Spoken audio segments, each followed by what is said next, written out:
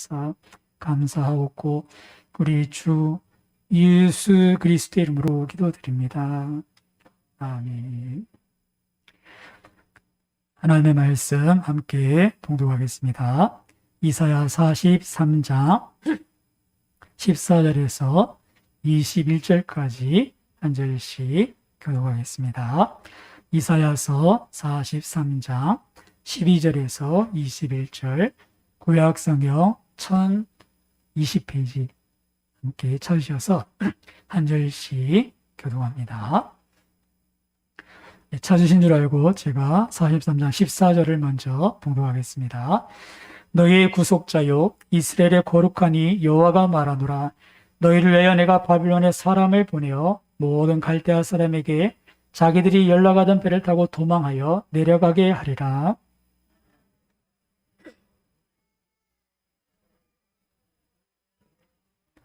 나 여호와가 이같이 말하노라. 바다 가운데의 길을 큰 물 가운데의 지름길을 내고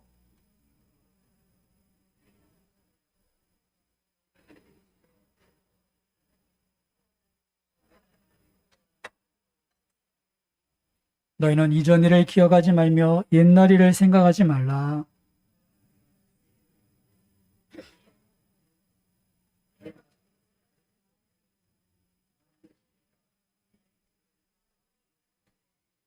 장차 들짐승 곧 승냥이와 타조도 나를 존경할 것은 내가 광야의 물을 사막의 강들을 내어 내 백성 내가 택한 자에게 마시게 할 것임이라.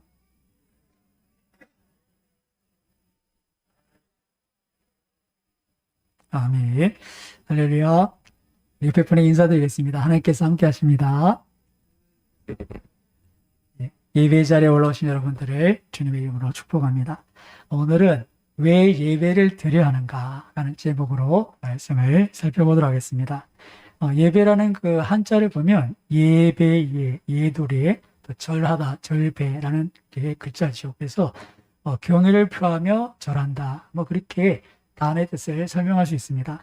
사전적인 의미는 신과 같은 초월적인 존재 앞에 경배하는 의식 이렇게 되어 있는데요. 그렇다면 우리 그리스도인들이 창조주 하나님, 우리 구원자 되신 주님 앞에 우리가 이런 경배하는 의식을 갖는 이 예배는 마땅한 것인 줄 믿습니다. 우리가 예수님 나의 주님이라고 고백했다면 우리가 지지난주에 왜 예수님을 믿어야 하는가?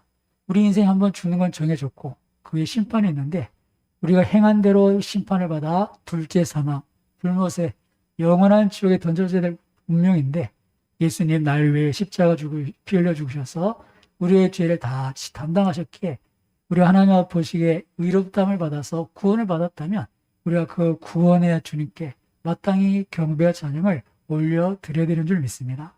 그래서 그리스도인에게서 예배라는 것은 당연하고 마땅한 것이죠. 근데 이렇게 당연하고 마땅한 이 일, 이 예배에 대해서 고민해야 할 시대가 되어버렸습니다. 특별히 작년부터 코로나가 시작되면서 이 현장 예배에 어려움이 생겼죠.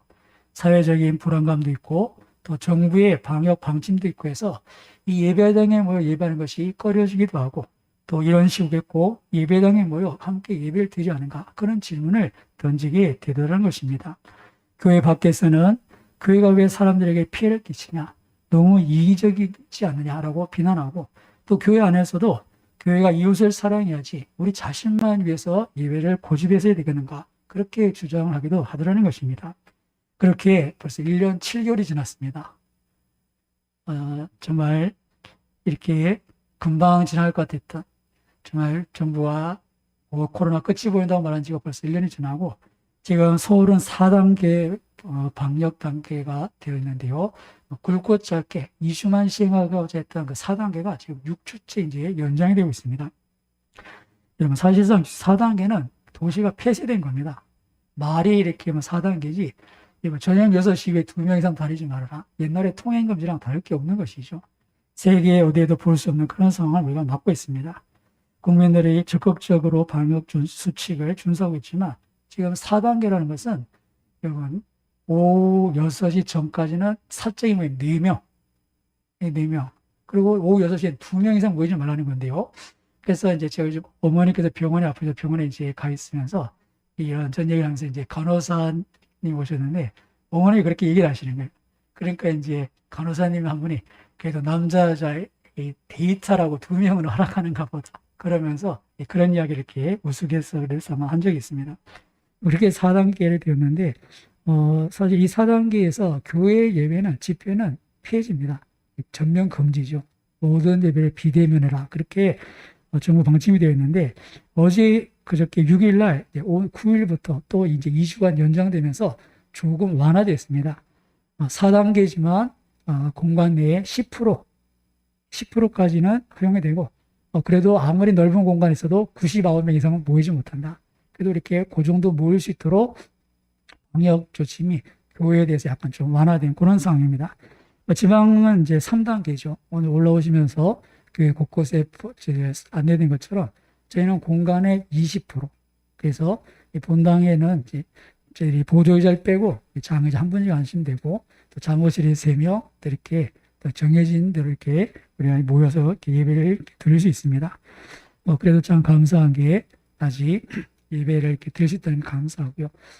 대구 기독교 총연합회에서 얼마 전에 이제 며칠 전에 공문이 오기는 이번 주에 오늘 주일 아니면 수요일, 금요일 이 3번 중에 대구 지역에는 모든 교회에 이렇게 행정부에서 그 구청이나 또 동사무소에서 방문해서 점검을 하니까 특별히 유념해 달라 그런 이렇게 부탁이 이렇게 대기 중에서 왔는데요.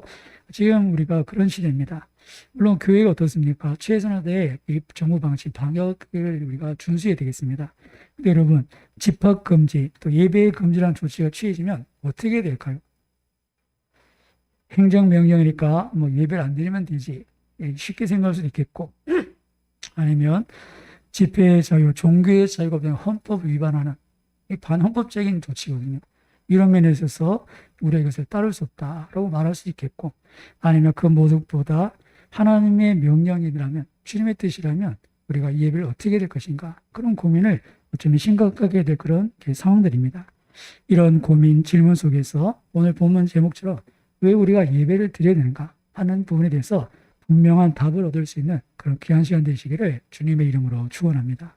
거기에 대한 분명한 답이 있어야 합니다. 내 생각이 아니고 이런 국가적인 방책이 아니라 하나님 뭐라고 말씀하시는가 그것을 분명히 해야 되는데요.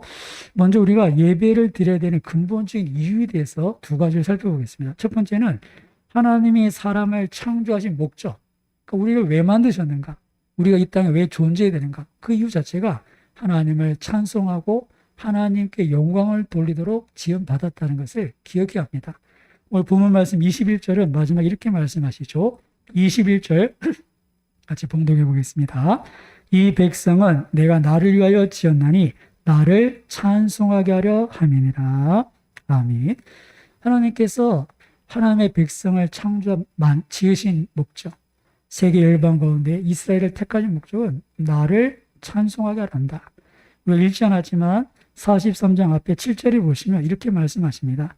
내 이름으로 불려지는 모든 자, 곧 내가 내 영광을 위하여 창조한 자를 오게 하라. 내가 그를 지었고 그를 내가 만들었느니라. 하나님이 하나님의 백성, 하나님의 형상으로 인간을 만드셨을 때 어떤 의도로 만드셨는가? 왜 사람은 굳이 짐승처럼 아니고 하나님의 형상으로 인격을 부여하셨는가? 그 이유는 우리가 인격적으로 하나님과 교감하면서 우리가 나의 인격, 나의 의지로 그분을 찬양하고 그분께 영광을 돌리도록 그렇게 우리가 지음을 받았다는 것입니다. 이런 창조의 원리, 이것이 어떻습니까? 당연한 거죠. 인간으로서 하나님의 형상으로서 예배하는 것은 당연하고 마땅한 겁니다. 이것이 우리의 존재의 의미가 된다는 것입니다. 그래서 우리가 세례를 받기 전에 학습을 받을 때 우리 학습 문답을 합니다. 그때 우리가 소율이 문답을 가지고 공부를 하는데요. 제일 첫 번째 되는 질문이 있습니다. 그 질문이 뭐냐면 사람의 제일 되는 목적이 무엇입니까? 사람의 제일 되는 본분이 무엇입니까? 첫 번째 질문이고 그에 대한 답변은 뭡니까? 그에 대한 답변은 하나님을 영화롭게 하고 그를 영원토록 즐거워하는 것. 이것이 우리 인생의 본분, 사람의 목적이라는 겁니다. 내가 왜 이 땅을 살아야 되는가? 우리의 창조자를 기억하고 그분께 영광을 돌리고 그분을 예배하고 영화롭게 하고 그분을 즐거워하는 것이 우리 인생의 제일 중요한 목적이라는 것이죠. 우리가 그렇게 고백을 하고 학습을 받고 세례를 받은 줄 믿습니다. 여러분 다 기억이 안 나실지 모르시겠지만 분명히 그렇게 문답을 하셨어요. 우리가 살다 보니까 여러 가지 걱정하심에 얘가 잠깐 기억을 못해서 그렇지 우리 인생의 본분은 하나님을 영화롭게 하는 것, 하나님을 예배하는 것이 우리 인생의 본분입니다. 두 번째 목적은 무엇이겠습니까? 우리를 예배 목적은 우리를 구원하신 그 구원에 대한 감사, 그 구원을 베푸신 주님께 여전히 영광 돌리는 것. 이것이 예배의 목적입니다. 그래서 43장 1절부터 보시면 하나님께서 이스라엘 향해 베푸신 구원을 얘기하시죠. 잘 아는 말씀인데요. 43장 1절부터 3절까지 함께 봉독해 보겠습니다. 야곱아 너를 창조하신 여호와께서 지금 말씀하시느니라. 이스라엘아 너를 지으신 이가 말씀하시느니라.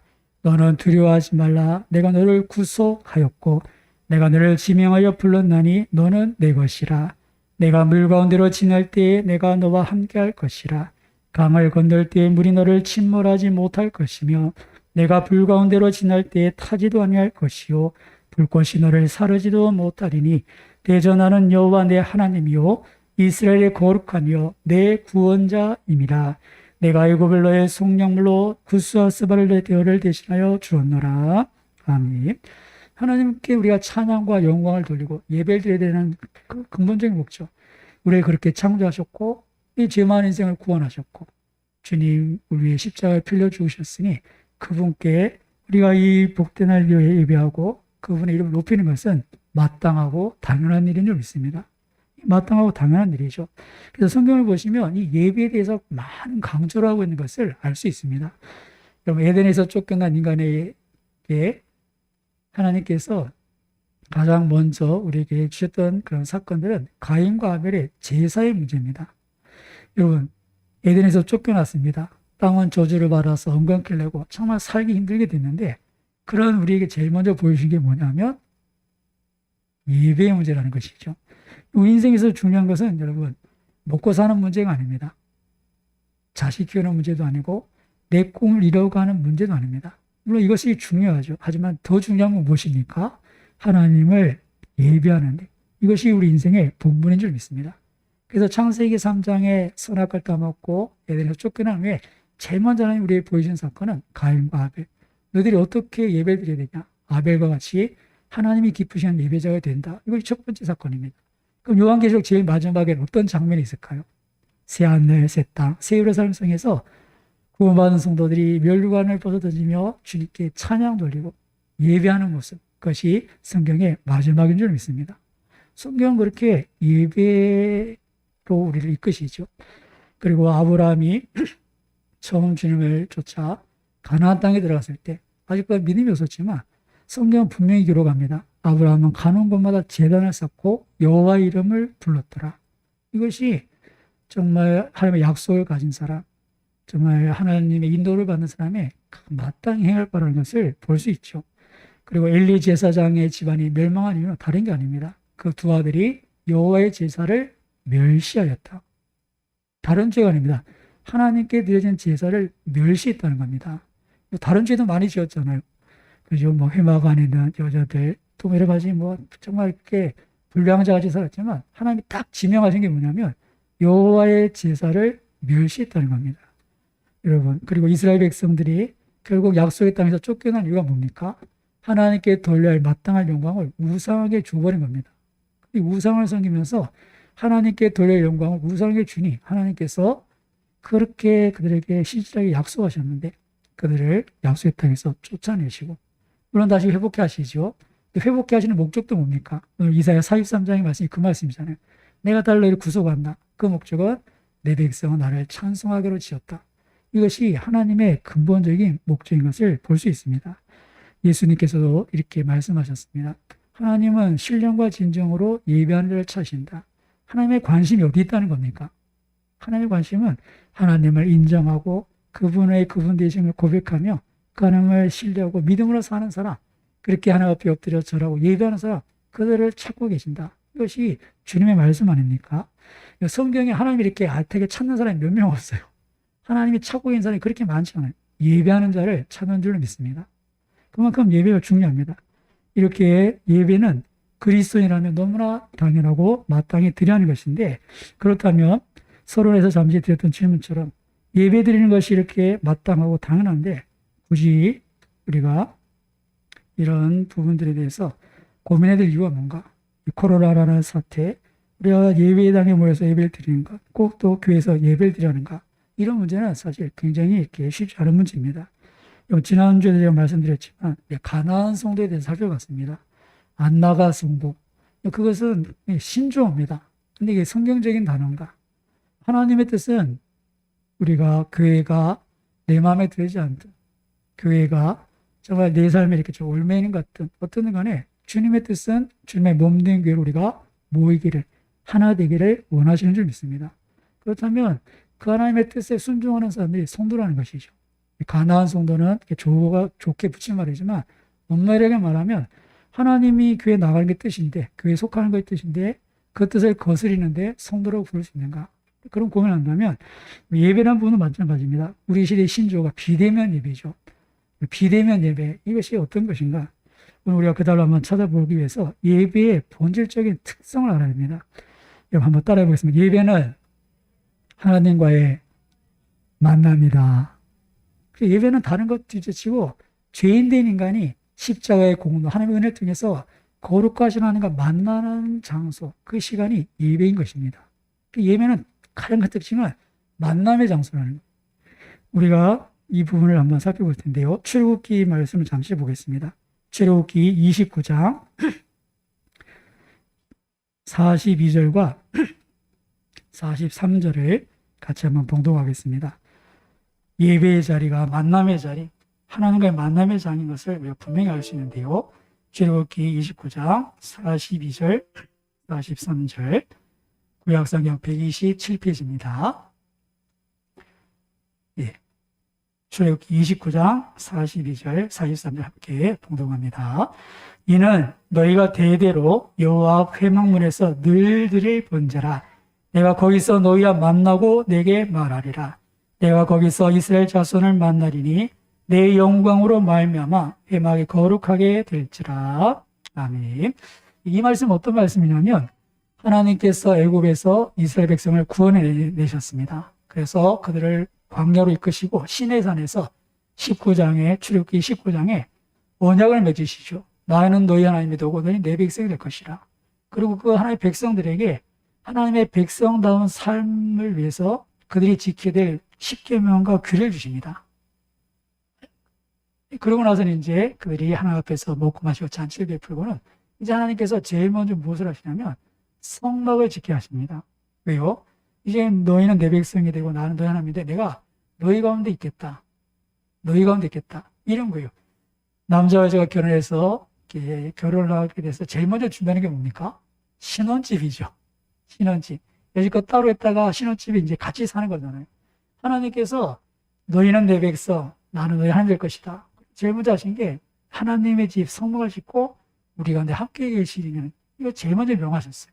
그리고 그것에서 이제 매일 38절에 보시면 매일 두 어린 양을 가지고 아침으로 저녁으로 번제를 드리는데 이걸 우리가 보통 상번제, 매번 드리는 번제, 매일 드리는 번제에서 상번제라고 그래요. 그래서 하나님은 이 성막을 어떤 장소를 만드셨냐?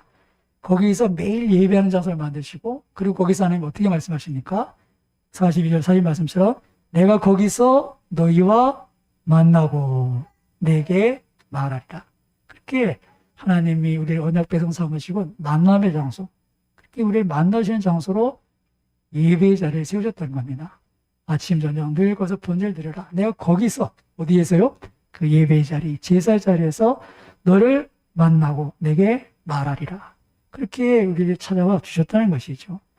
여러분, 우리가 이런 주님의 말씀을 보면 주님이 우리를 만나 주시고 우리가 주님을 찾고 그렇게 우리와 함께 하시길 얼마나 기뻐하셨는지를 알 수 있습니다. 성막의 제사, 그 예배의 자리, 만남의 자리, 우리가 그곳에서 주님의 얼굴을 구할 수 있는 자리이죠. 이런 면에 있어서 비대면이라는 말은 참 이렇게 하나님께서 원하지 않는다는 것은 알 수 있습니다. 하나님의 성막을 지켜하고 그곳에 제사를 드려 그곳에서 우리를 만나주시길 원하시는데 주님 이따가 전화 한 통 하겠습니다. 이걸 이제 하나님이 원하시는 것이 아닌 거죠. 우리가 생각해 볼 것이 하나님이 얼마나 이렇게 우리를 대면해서 만나게 하셨는가. 여러 절기들을 말씀하시면서 하나님이 이런 말씀하십니다. 3대 절기를 지킬 때는 반드시 이스라엘 남자들은 한 사람도 빠지지 말고 그 성막 앞에 와서 하나님 앞에서 절기를 지킬 것을 말씀합니다. 그래서 예수님 당시에도 6월절이 되면 온 세계에 흩어졌던 디아스포라 성도들이 다 예루살렘 오는 거예요. 왜요?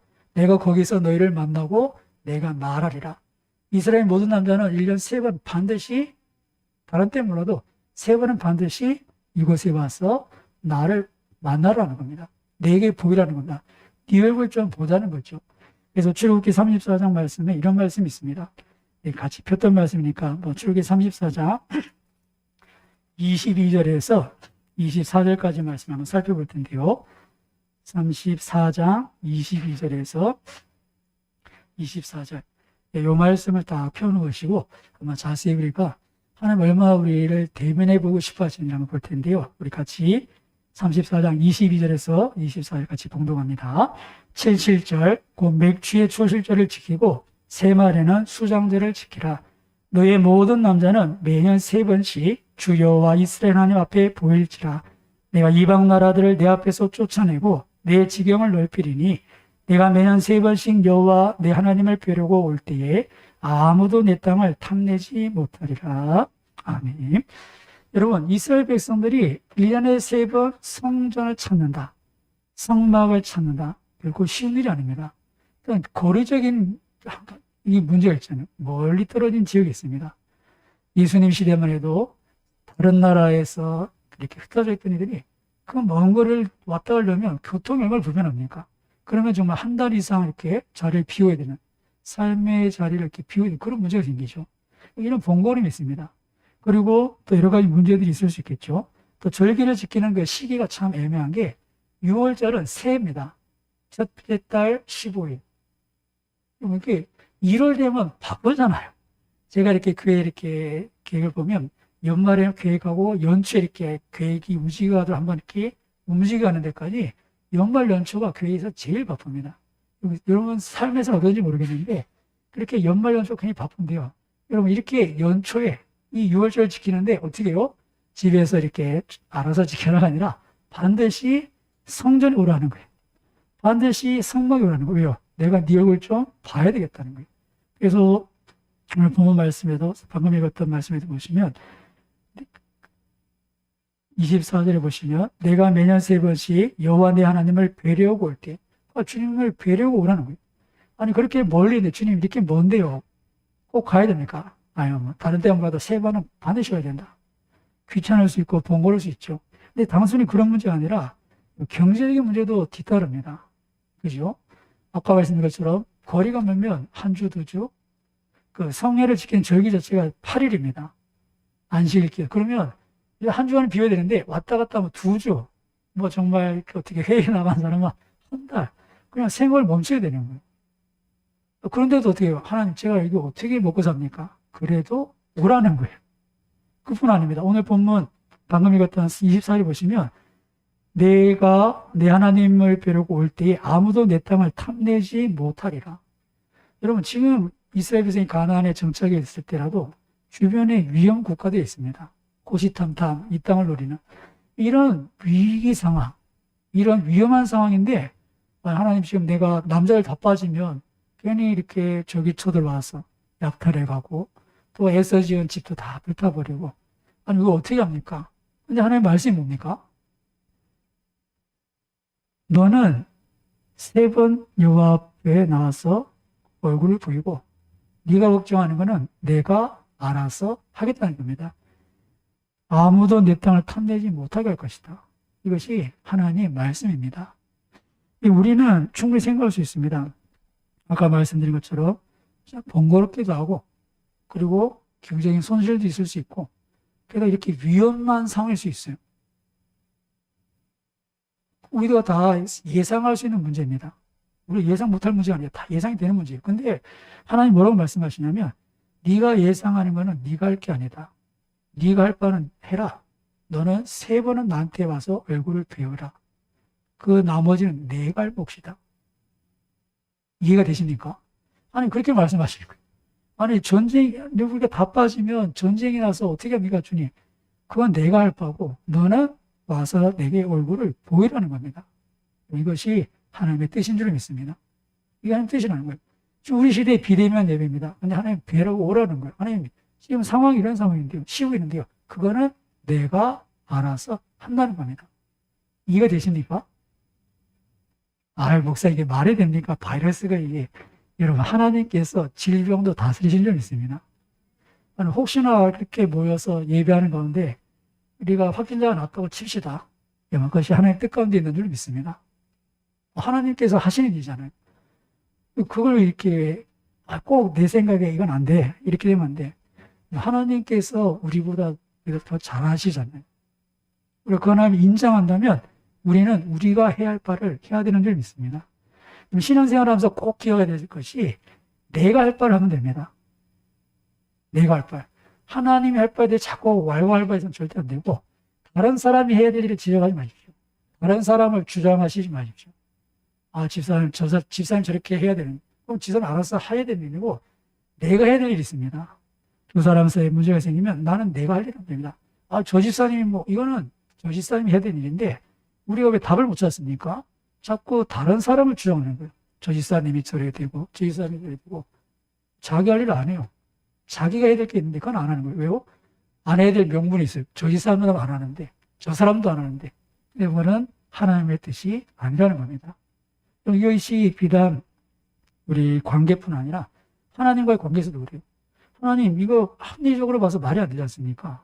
상식적으로 말이 되지 않지 않습니까? 하나님 뭐라고 말씀하십니까? 그건 내가 할 바고, 너는 네가 할 바를 하라는 겁니다. 가데스 바네의 12명의 정탐꾼이 무슨 얘기를 하는 겁니까? 저 강한 성읍, 강한 족속, 우리 저 매튜 같아서 안 됩니다. 그건 내가 하는 거고 너희는 들어가라는 겁니다. 아멘. 아멘이 없으시네. 이럴 때 아멘 하셔야 되는데 생각해 보십시오. 하나님 우리에게 네가 할 바를 하라는 겁니다. 그러면 하나님께서 하실 일을 하시는 줄 믿습니다. 아멘. 그죠? 우리가 왜 하나님 하시는 일 못 보느냐? 내가 할 일을 안 하고 있는 거예요. 하나님 이렇고 저렇고 저렇고 하나님 알아서 하신다는데 너는 내게 얼굴 베라. 하나님 그러면 조건이 쳐들어 어떡합니까? 내가 알아서 할게. 하나님 이렇게 모여서 어려움 당하면 어떡합니까? 그것도 내가 알아서 한다. 너는 내게 나와서 얼굴을 베어라. 아무리 어렵고 힘들어도 3번은 꼭 베어라. 그렇게 만남의 자리를 말씀하시고 그것을 복되게 하시는데 그 자리가 어떤 복이 있습니까? 내가 거기서 너희를 만나고 내게 말하리라. 그런 복된 자리가 예배의 자리인 줄 믿습니다. 그래서 그것을 꼭 기억하셔야 돼요. 하나님은 하나님 하실 바를 하시고 우리에게 말씀하시고 너희는 너희 할 바를 해라. 그 외에 다른 것들을 우리가 이야기하는 것은 월권입니다. 하나님에 대한 월권 행사입니다. 하나님이 하실 일인데 우리가 왈가왈부하는 것, 그것이 교만한 죄고 그것이 하나님 앞에 우리가 회개를 주려는 것이죠. 여러분, 주님이 얼마나 만나고 싶어 하셨으면 그렇게 그런 건 내가 다 알아서 할 테니까 너는 나한테 나서 예배하라 그렇게 말씀하시는가. 그럼 마지막으로 히브리서 말씀을 잠시 살펴보고 말씀을 맺었으면 하는데요. 히브리서 10장 19절에서 25절 말씀을 한번 살펴보겠습니다. 히브리서 10장 19절에서 25절입니다. 신약성경 363페이지입니다.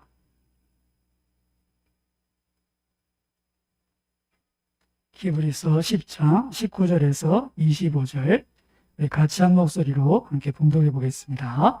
그러므로 형제들아 우리가 예수의 피를 힘입어 성수에 들어갈 담력을 얻었나니 그 길은 우리를 위하여 휘장 가운데로 열어놓으신 새로운 살 길이요 휘장은 곧 그의 육체니라.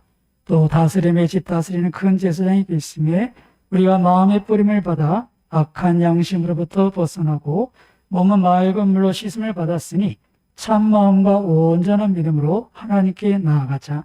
또 약속하신 이는 미쁘시니 우리가 믿는 도리의 소망을 움직이지 말며 굳게 잡고 서로 돌아보아 사랑과 선행을 격려하며 모이기를 피하는 어떤 사람들의 습관과 같이 하지 말고 오직 권하여 그날이 가까움을 볼수록 더욱 그리하자. 아멘. 여러분, 이 초대교회는 핍박이 있던 시대입니다. 모이기를 피할 이유가 분명히 있습니다. 그런데 여러분 어떻습니까? 주님의 마음을 보십시오. 19절 이하에 그러시죠. 우리가 예수의 피를 힘입어 성수에 들어갈 담력을 얻었다. 하나님 우리에게 하나님께 나아가서 그분의 얼굴을 뵙도록 우리와 함께 하시려고 아들의 십자가에 피 흘려 죽게 하셨고, 그렇게 우리가 얻은 새로운 살 길인데 이런저런 이유로 주님 앞에 나가지 않는다. 하나님의 은혜의 부 앞에 서지 않는다. 거기에 대해서 안타까운 말씀 하시는 겁니다. 우리가 힘입어 예수의 피를 입어 성수에 들어갈 담력을 얻지 않았느냐. 그래서 20절에 보시면 그렇게 우리가 씻음을 받았으니 참 마음과 온전한 믿음으로 하나님께 나아가자. 그러시면서 이제 마지막 얘기가 모이기를 피하는 어떤 사람들의 습관 같지 말고 오직 권하여 그날이 가까운 곳으로 더욱 그리하자. 여러분, 그렇게 주님이 우리를 찾아가 만나시려고 하시고 이렇게 우리에게 만남의 장, 그 길을 여신 것을 생각하면 우리가 온전한 믿음으로 하나님께 나아가고 이렇게 마지막 시대에 모이기를 피하는 어떤 사람들의 습관 가지 않고 더욱 볼수록 하나님 앞에 나아갈 힘쓰고자 하는 그런 안타까운 마음을 볼 수 있습니다. 여러분, 예배라는 것은 우리가 그냥 형편이 되면 드리고 아니면 안 드려도 되는 그런 단순한 문제가 아닙니다. 예배라는 것은 내가 하나님을 어떻게 인정하는가, 내 신앙의 고백의 정수입니다. 다른 건 몰라도 예배만은 하나님 앞에 정말 인정되는 그런 예배자가 되어야 되는 줄 믿습니다. 다른 건 몰라도 하나님 앞에 이들인 예배는 인정이 돼야 돼요. 그래서 여러분, 예배하다 죽어도 그것이 복된 줄 믿습니다. 주님 물으시겠죠. 너 뭐 하다 왔냐? 주님 예배드리다 왔는데요. 그러면 그것만큼 좋은 게 없네요. 너 뭐 하다 왔냐? 사실 제가 주님 그때 말이죠. 제가 좀 시간이 그래가지고 내가 지난번에 얘기한 건데 그것도 말이죠. 제가 좀 바빠가지고. 여러분, 그렇게 정말 주님 앞에서 설겠습니까? 예배하다가 우리가 목숨을 잃으면 그게 가장 복된 거죠. 그래서 많은 우리 선배 목사님들이 설교하다 죽고 싶다. 정말 강대상 끝까지 지키다가 예배 자리에서 말씀 잘하고 죽고 싶은 그 영광을 이렇게 기대하셨고, 여러분 지금도 어떻게 보면 예배 드릴 수 없는 상황에 예배 드리는 사람이 있습니다. 지금도 북한의 지하의 교회는 그들이 모여서 숨어서 예배를 드립니다. 그런 상황에 왜 숨어서 모여서 예배를 드려야 됩니까? 개인적으로 이렇게 신앙의 경건을 찾으면 되지 않아요? 카타콤 초대교회 성도들이 정말 그렇게 물고기 한 마리 걸어가며 표식 날려가며 그 지하의 무덤, 잘못 들어가면 헤어나지 못하는 그 수십 길 안에 땅 속에서 모여서 예배를 드립니다. 왜 모여 예배를 드립니까? 그렇게 위급한 상황에 잡히면 죽는데, 그죠? 제 고속도로 이렇게 차를 몰고 가면 졸면 죽음이잖아요. 그런데 잡히면 죽음인 거예요. 그런데 왜 굳이 모여서 예배 드립니까? 현장에 발각되면 빼도 박도 못 하잖아요. 현행범 아니에요. 그러면 잡히면 죽는데 왜 굳이 그렇게 예배를 고집하고 드려야 되는가? 여러분, 예배의 본질은 만남이 있는 줄 믿습니다. 만남이 있는 거예요. 비대면은 성경적인 말이 아닙니다. 하나님은 만나주시기 위해서 성막을 지으러 가셨고, 우리를 만나시기 위해서 예수님 피 흘려 십자가에 죽으셨고, 그리고 지금도 이 만남을 희망하는 모든 것들, 모이기를 펴는 그 어떤 것들을 뒤로 하고 마지막 때가 다가오니 더욱더 주님 앞에 예배하기 힘쓰라고 우리에게 말씀하시는 것이죠. 그렇다면 오늘 설교의 말씀의 제목처럼 왜 예배를 드리는가? 답은 정확합니다. 문제는 정말 하나님의 뜻을 우리가 하나님의 뜻을 인정하고 그렇게 받아들이는 것인가? 아니면 여전히 내 생각대로 내 스타일대로 신앙을 하는가? 이것은 우리의 결정입니다. 그리고 그 결정은 나중에 주님 서면 주님께서 인정하시겠죠. 여러분, 불법이라는 건 다른 게 아닙니다. 하나님의 기준과 내 기준을 다르면 그것이 불법입니다. 이해가 되십니까? 내 생각이 아무리 옳아도 하나님의 생각과 다르면 불법입니다. 불법을 행한 자들아 때가 도무지 알지 못한다. 그러면 그 운명은 정해진 겁니다. 내가 아무리 맞다고 고집해도 하나님의 법과 다르면 불법입니다. 아무리 인간적으로 선한 것 같고 인간적으로 도덕적인 것 같아도 하나님의 법과 어긋나면 아무 의미가 없는 것이죠. 그렇다면 이 마지막 시대, 하나님이 없다고 하는 시대, 정말 이러한 세속화되고 인본주의가 되는 이런 시대에 하나님의 말씀이 우리에게 뭐라고 말씀하시는지 그것을 분명히 기억하셔서 무엇보다 하나님께서 기뻐서 찾으시는 예배자가 다 되시길 주님의 이름으로 축원합니다. 기도하겠습니다. 하나님께서 우리를 예배 자리로 초청하시기 위해 독생자를 아끼지 않고 보내주셨고, 예수님은 그 아버지의 뜻을 기뻐하시고 하늘의 영광 다 버리고 종의 형체로 십자가에 죽기까지 복종하셨습니다. 그렇게 우리에게 만들어주신 길이 이 길입니다. 예배 자리에 설 수 있는 자격을 주셨습니다. 그런데 마지막 때에 모이기를 피하는 자들의 습관처럼 정말 마지막 시대 이 예배가 너무나 이렇게 푸대접을 받습니다. 주님, 우리의 죄악입니다.